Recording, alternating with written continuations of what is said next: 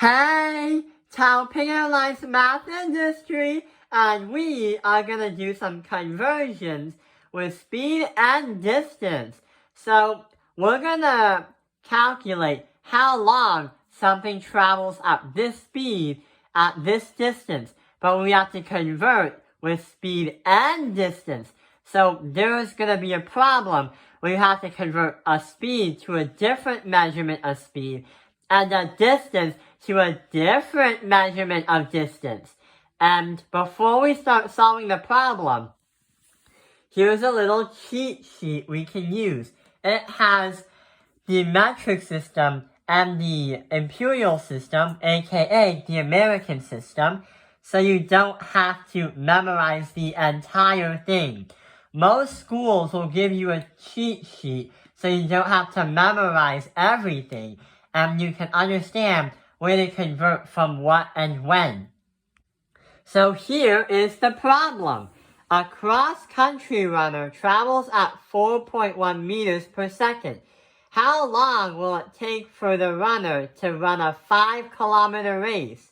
So before we start doing the math, we'll have to do some logical thinking to find out how we can get from meters per second to kilometers, and how long from seconds will it take in minutes. I added in minutes because most cross-country races will calculate how long you did the course in minutes, not seconds. So we're going to add that right over there.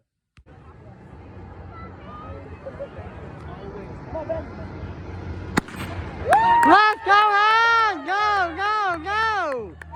Want to go to the mile mark?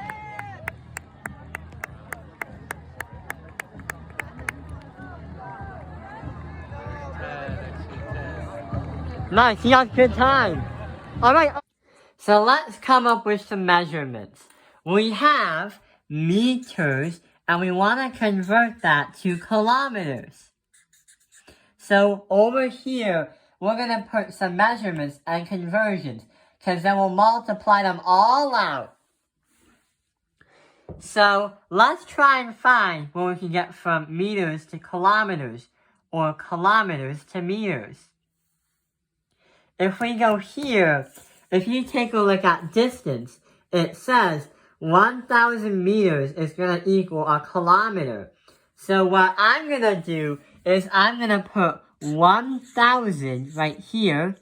1,000 meters will bring you to 1 kilometer. And the other thing is, we also have to find out, we've solved the distance part. Now we have to solve the timing part, because we want to do it in seconds, and we want to exchange it over to minutes. So we can say 1 minute is going to equal 60 seconds. So you see how we're converting from one to another? So now we have all the steps we need so we can solve how long this race is just for this cross-country runner. So we have to start thinking about what comes first. Well, we already know that the runner is at 4.1 meters per second. But we're trying to find out how long it will take to run a 5-kilometer race. So what we're going to do is we're going to put 5 kilometers at the start, because that is how much you want to see how we can figure it out. Then from the conversions from here, we can say 5,000 kilometers. We have to multiply by 1,000 meters, divide that by a kilometer. The reason why we put kilometers on the bottom, because these two will cancel out when we solve them. And since the runner is going at 4.1 meters per second, we're going to put up here 4.1 on the bottom. We're going to put 4.1 meters and put seconds on the top. The reason why we put that on the bottom is because since these two cancel out, these two cancel out as well. And if you say, like, x divided by x, or if you do 1 divided by 1, they will all cancel out because they're the same thing. They will bring you 1. And the last thing we did is we have to multiply that. We have to add this one in. 1 minute is equal to 60 seconds. So we're going to put 60 seconds on the bottom because it will cancel out with the 1 second. And it will bring us to how many minutes this runner will take to complete this 5-kilometer race. Now, let's start solving and canceling. So, if you see the same measurements on the top and the bottom, from left to right, you cancel them immediately. These two will cancel out. These two will cancel out. And these two will cancel out. So now we just have numbers, so it gets less confusing.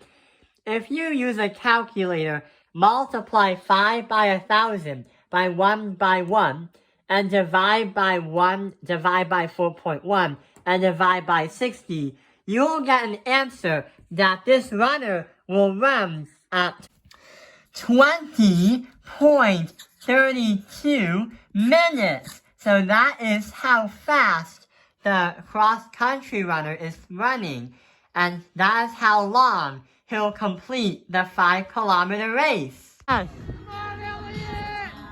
Elliot, go! Come on, Elliot!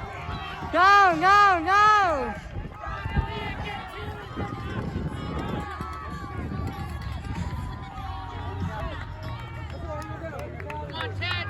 Come on! Faster, Chad! Full power! Full power!